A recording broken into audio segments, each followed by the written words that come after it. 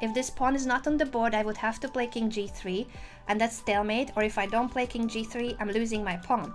But because I have this extra pawn, I can just push this guy.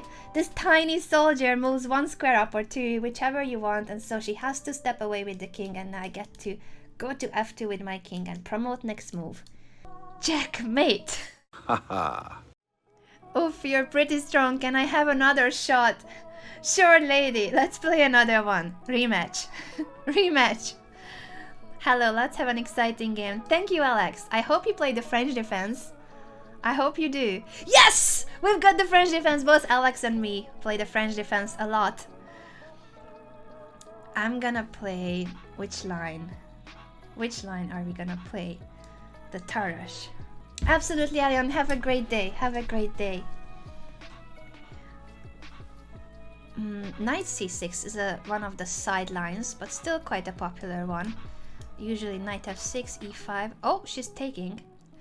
Let's get it started, Miss Botez is saying. D takes e4 is an idea in a couple of French defense lines, but it usually gives some slight advantage to white because it's more space, it's more cozy for white. Not a big deal, of course, but it's something I like. If bishop d3, she cannot take the pawn because if she takes twice, I'm gonna win the queen. Knight b4 is a good idea because she's threatening to capture my most precious bishop. In the French defense, the light squared bishop is the most important minor piece because of the pawn structure. That's usually the attacking piece. Black normally castles kingside, and my d3 bishop is usually the one trying to target the king. So this is a good move, but it takes time to take my bishop, and I'm gonna use this time to castle. I think I'm gonna let her take, but I'm gonna castle in the meantime and develop my pieces. I'm also considering c4, but then she could take with a check and queen a5, bishop d2. Am I achieving anything by that? Maybe not. I'm just gonna castle for now. I'm gonna take back with the queen, guard my knight. So black has a pair of bishops, but I'm ahead in development. And now she's offering a trade. That's an interesting one. If I take g takes, the pawn structure is slightly damaged for black, but she does gain the g file, and she will possibly want to castle queenside.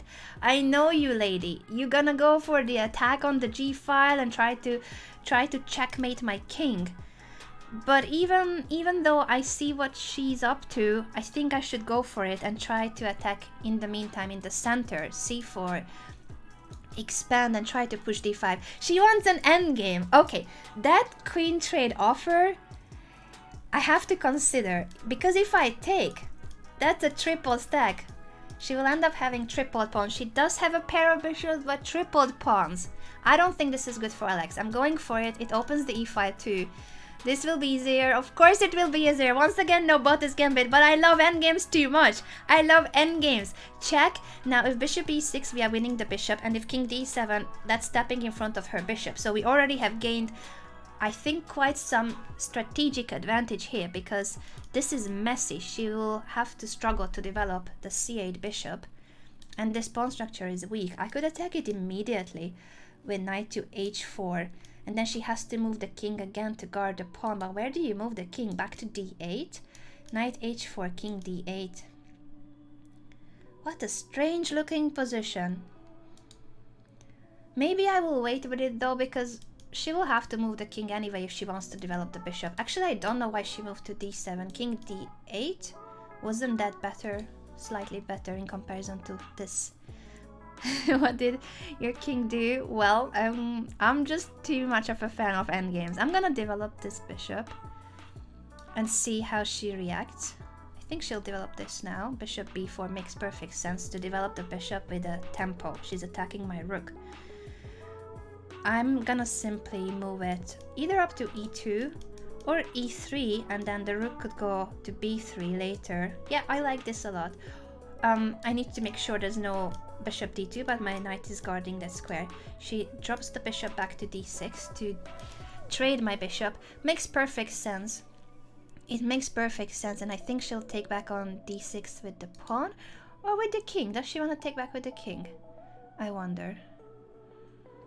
Yeah, in any case, I have to take it, or I could play bishop h6. Wait a second, yeah, bishop h6. I'm threatening bishop g7 and picking up this pawn.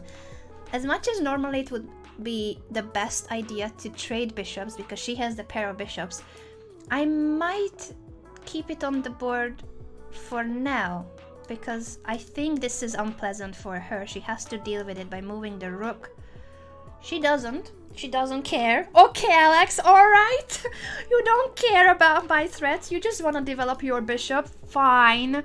But by playing b6, she does give me this move, and then I'm gonna capture this pawn.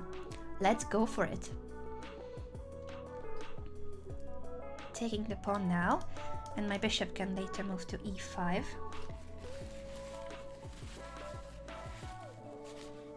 Tower power? Yes, tower power. Okay. What has happened in the past few moves is that from a position where she could barely develop, she did manage to develop her pieces, but it was for a price of a pawn. So Alex sacrificed the pawn in order to finish development. I think it was a good idea because now at least her bishop is really strong on the long diagonal. This is a vulnerable spot for me. I can't just move away with the knight wherever I want to. But I could play, for instance, bishop e5 and after the trade this check. I could also move knight h4, but I'm not threatening the pawn because my pawn too is in trouble.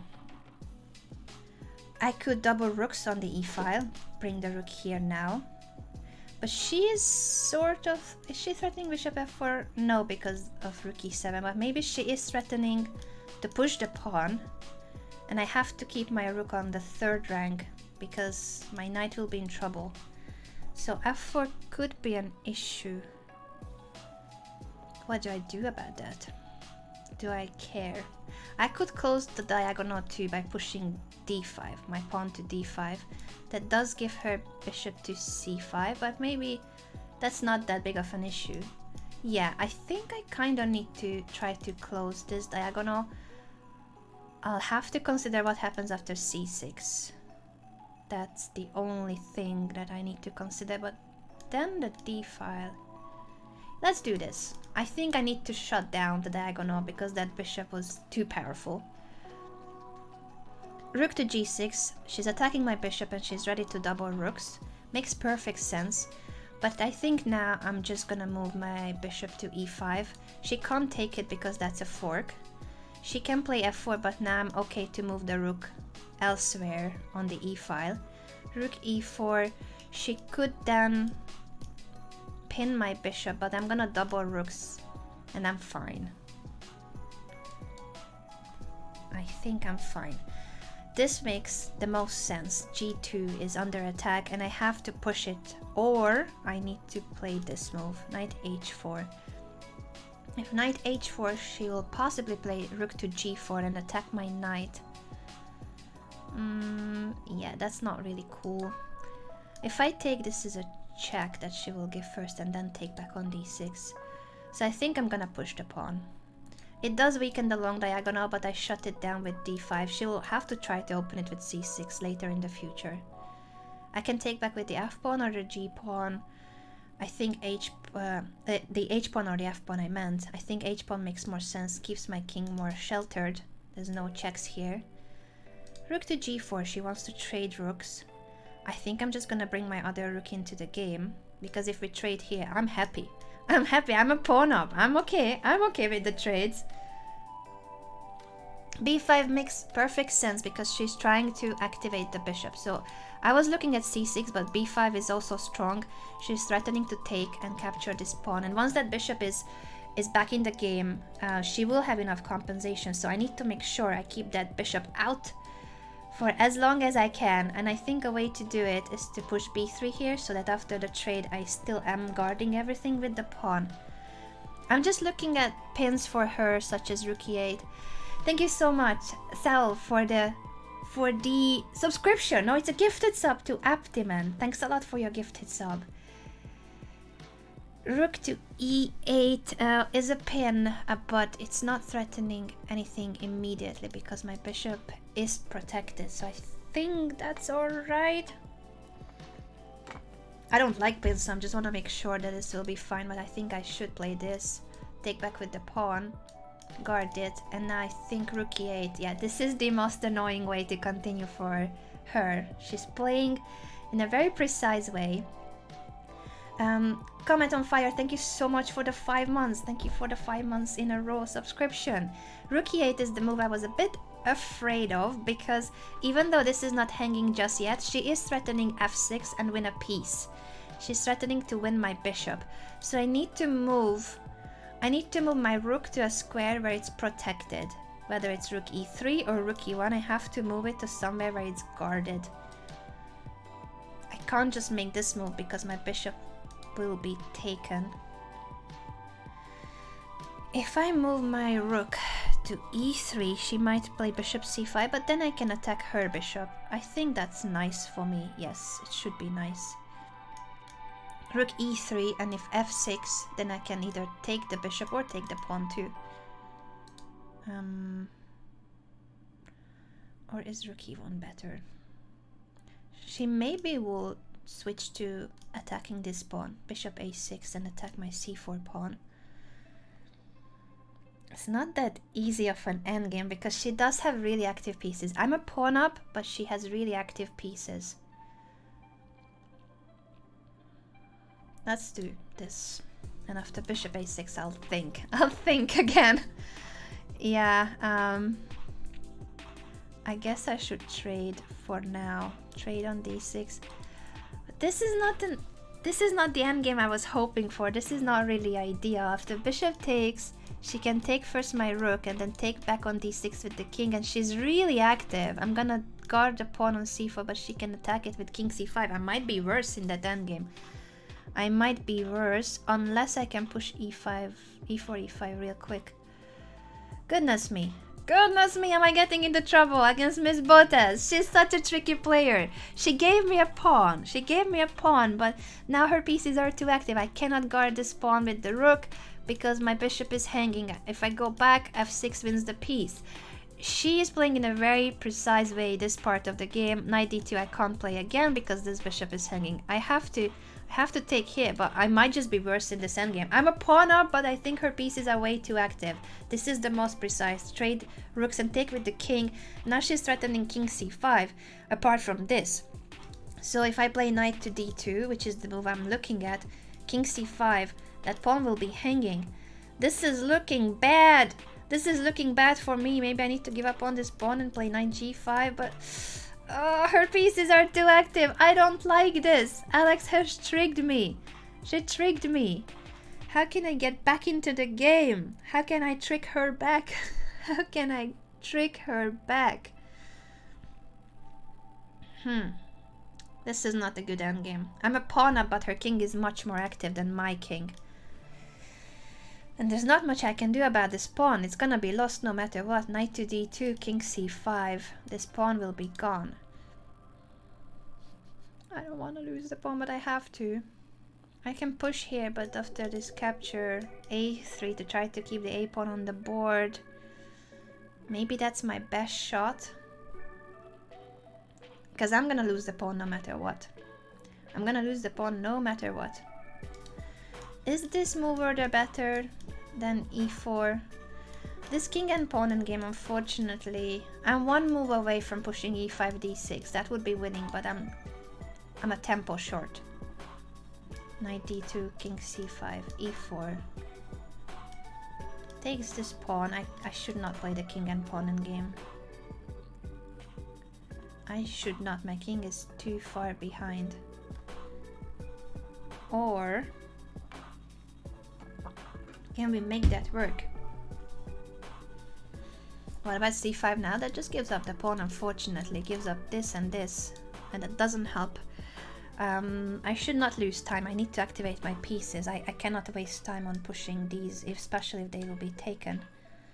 I'm looking at e4, bishop takes, pushing this and playing that king and minor piece endgame instead of the king and pawn endgame. I think I should just say in the title, playing versus bots, because I realize it could also sound like it's my bot versus the bots, but no, I'm playing this time, playing versus celeb streamer bots.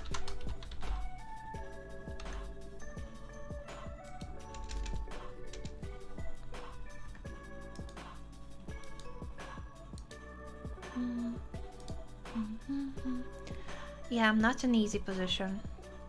I'm gonna go for this, and after bishop takes a3 and hope for the best. But this position is looking very suspicious. I wish my king was already on e3 or d4, then I would be fine. But my king is too much behind, too behind. So I'm gonna have to defend this pawn by playing knight g5. I'm attacking these, but my pawns will be taken too. I think I'm completely in trouble. I'm gonna lose this endgame. I'm gonna lose this endgame, I'm afraid.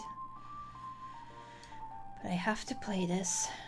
The knight is a tricky piece, so maybe I could still trick Alex, but f5. I thought she was gonna play... Oh, maybe h6 wasn't as good. Maybe this is better, because if I take, that undermines my d5 pawn. If I give a check, she will attack my knight, but then I could attack the bishop. No, then she'll take my pawn. That makes no sense. That's no good. Yeah, f5 is very unpleasant. It really is unpleasant. She's playing in an annoying way, in an annoyingly strong way. She's playing very good chess. I'm gonna have to take and try to bail out. I think I'm worse. I'm gonna lose this pawn, and then this pass pawn will win the game. I'm in trouble. I'm losing this one. I'm losing this one against Miss Botez. I'm not gonna give up just yet, but this is a lost endgame. This is bad. It's really bad. It's really bad. I'm gonna have to activate the king, but after capturing the pawn, she doesn't even take it immediately. She's like, I'm not in a hurry. I can take this pawn whenever I want to. She doesn't even take immediately. Yeah, it's a lost endgame. I'm not gonna offer a draw in a lost endgame, no. I would never do that in real life either. I would never do that. I think it's disrespectful. I'm gonna attack the bishop, but the bishop is much better in this position than the knight. The knight is a short range piece. It takes me forever to come back and try to stop the pawn, while the bishop can be attacking and defending on both flanks at the same time. So I'm in huge trouble.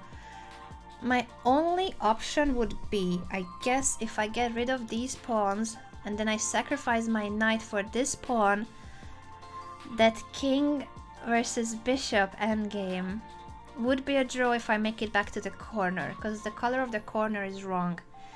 Those of you advanced level chess players will understand. It's a complex thing, but there's a very, very irregular draw position when I could be a bishop and a pawn down. It could be that she has a bishop. So what would be left on the board is this bishop and this pawn. If those are the only pieces left on the board and I make it back to the corner with my king, it's a draw. It's a very strange draw. So I could be a full piece and a pawn down, but if those are the only two pieces on the board with my king in the corner, I'm achieving a draw because there's no chance for her to get me out of the corner. It's a theoretical draw position. But in order to achieve that, I have to trade this for this. So g4 makes sense here, but g4, h4 I do need to consider too. It's not that simple to get rid of the pawn. I guess I have to try. I think this is my best try, but h4 I would consider for her, or c5 immediately.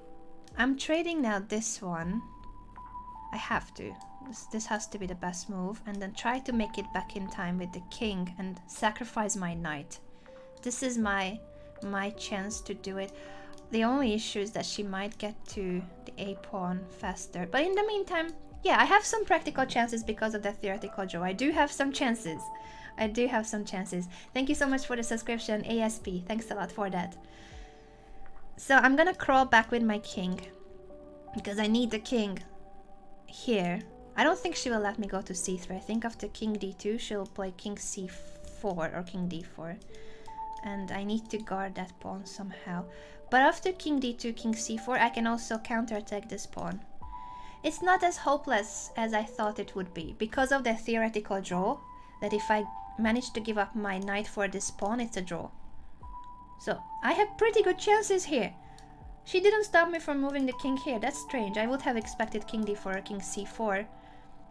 I think we are making a draw, guys. We may not even need to give up the knight anymore, because now that the king is blocking the c pawn, I can just build another blockade on c4. This is a draw. I'm gonna I'm gonna bet on a draw from an endgame that should not have been a draw. It should not have been a draw. Yay, we are here, we are threatening this check. So now we can just go back and forth with the knight. I'm only gonna be moving the knight. I'm gonna keep the king on c3 and I'm gonna be moving around with the knight. I should not get it trapped or something, chasing away. So I think I'll come here first and just make circles with my knight. I'm gonna keep my king here forever.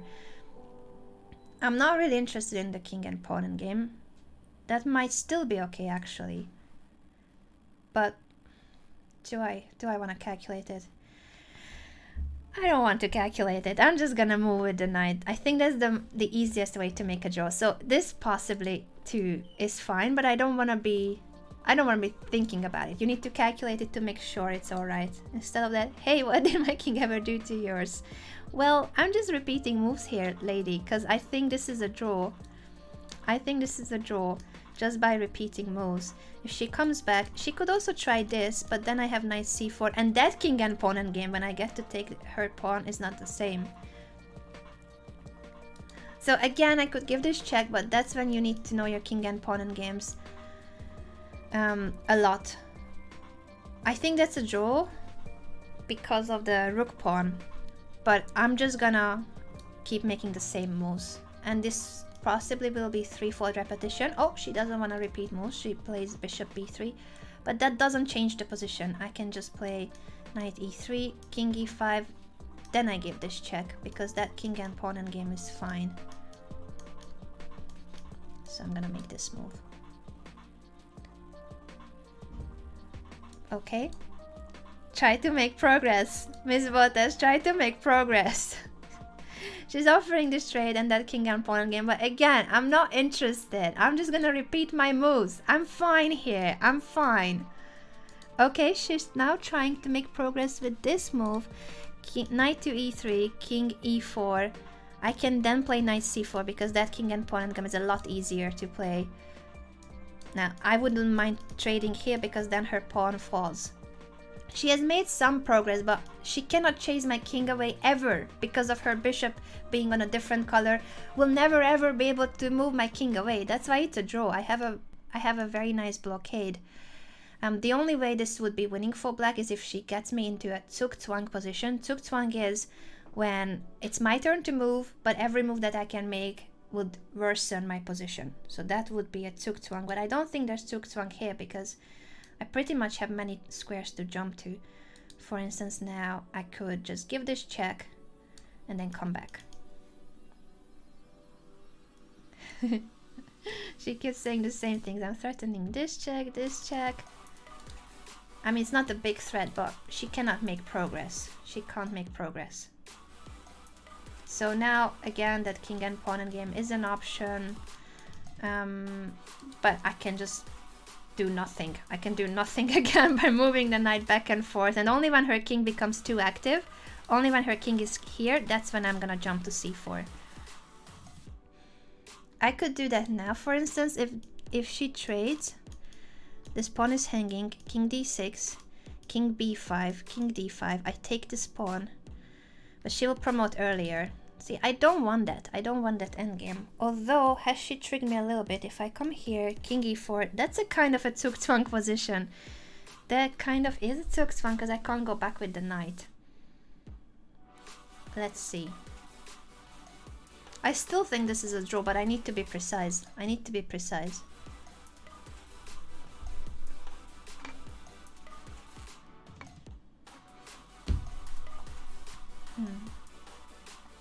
What's the most precise? Because if we play this king and pawn game, do I have to enter that? King b5, king d5 takes. She can come here, but then I'm back, king d3. She'll promote faster than I do. That king and pawn game is not good unless I stay passive and don't capture the a pawn. If I make this move, king e4, I can make still some passive moves with the knight. King to e3, I come back, king e2. That kind of looks like Zugzwang to me. Funny thing is, because of the theoretical draw, I'll show you something. I'll show you something very funny. It's gonna be super funny. Funny thing is, I can, even in this passive position of the king e4, so she made quite some progress. This would be some kind of a tuk-tuang where all I can do is to worsen my position. Either my knight will be worse or my king will be going to a worse position. But because of the theoretical draw that the bishop and this rook pawn with the wrong color of the corner is a draw, I can just give up my knight here, because if she takes it with the pawn, that's the theoretical draw position. I take back with the king and then I rush back toward the corner. So even with the bishop down, this would still be a draw. Can you guys see that? Can you see it? She didn't take it, so I'm gonna move back, but that would still be a draw. That would still be a draw. Back here. Back here. Take it, Miss Botez. Let me show the theoretical draw. Take it! Take it! She doesn't want to take it. Well, I'm just gonna insist on this idea. What happened to our lo-fi Christmas music? This is not lo-fi Christmas anymore. Let's go back to the same list. She keeps moving the bishop on the diagonal, but that doesn't change the fact that I can just come here and give up the knight. Well, we're gonna be repeating the same position. If she doesn't take, I'll show you after the game why it's a draw. It feels like she will not want to take. Now, okay, we get to present it. Oh, but this is worse for her than what... I'm coming for your king. No, you're not. I'm coming for your pawn. I'm coming for your pawn, Alex. Okay, no, actually it's still possible to present it. So, she is guarding her last pawn with the bishop. With that pawn, if this pawn is on the board, one would think this has to be winning for black, because she is a bishop up. But the tricky thing is, even if I lose my a pawn, it still is a draw. All I need to do is keep my king in the corner. She's giving up the bishop because it's a draw. I'll show you after the game then. I'll show you after the game. This is now fully a draw. Sir Hall, thank you so much for the subscription. But even with the bishop on the board, it was a draw. Now I can lose this pawn, but it still is a draw. As long as I stay in the corner, it's a draw. Alex, take my pawn. Take my pawn. She doesn't want to take the pawn. I want to show you that position. After the game I will. Why that's a draw. Draw? She doesn't want to make a draw. But now I'm not even giving the pawn up. It's just a draw. It's just a draw. This was a tough game. I thought I was doing very well. Alright, let's break the tie. I thought I was doing very well at the start. Like, the way she played out of the opening, that was dubious. I should be better here. But then, because of her aggressive style and tricky play, Alex does find very resourceful, tricky tactical ideas. I suddenly got into trouble. This is an endgame where I'm the one trying to make a draw. I'm a pawn up. But her pieces are a lot more active, and her king too was a lot more active. I'm pretty sure that this endgame is lost. It should be lost. I wouldn't allow the trade. I thought she would push, first of all, to make it more difficult for me to get rid of the pawns. Or if she trades, I think she should take it and make my king be drawn further away from the c-pawn. What happened in the game, I think, made it a lot easier for me. Once my king gets to c3, I have this blockade in front of the passed pawn, and it's a draw because even in this position, in any of these positions, if she takes, let me show you in an analysis board, she did end up taking my knight. So in whichever position she takes it, this is a draw even if I lose my pawn. Even if I lose the a pawn, it's a draw. And the reason why it's a draw, because my king will be super cozy in the corner and I will not let her get me out of the corner. This is how it goes. For instance, I'm just gonna crawl into the corner and you can never really approach me, because if you do get very close, it's a stalemate. I have nowhere to go. Even if I somehow end up losing my pawn, even if you manage to win the pawn, which is, first of all, not even that simple to win it, but let's say I lose the pawn. You could win the pawn. You could end up winning this pawn, and it still is a draw, because my king will never ever leave the corner. I'm gonna stay in the corner and never ever go. I'm just gonna stick to these two squares, or these two, anywhere near the corner. I'm gonna camp in the corner and never go away. And you cannot do anything about it, because the moment you try to restrict my king, it's always a stalemate. You can never chase me away because your bishop is of a different color. So this is a draw. It's a bishop and a pawn up for black, and it's a draw. And it would also be a draw if black had multiple pawns. You could have 4 pawns or 5 even, if this was a square available. Your king is somewhere here. All those red squares, if they are pawns, imagine black has 5 pawns on the a5, 5 of them and the bishop, and it still is a draw. Because you cannot get rid of my camping space in the corner. I put there a tent and I'm not leaving. You cannot chase me away. You cannot chase me away. That's why it's a draw. So I wonder, where did I make a mistake? Because all this part was really good for white. Which one? Oh, this was a mistake apparently. Looks like such a natural move to guard the rook and trade. But that made that pin available for Alex. So this was a mistake. Apparently, what do I need to do here? Rook takes is the best.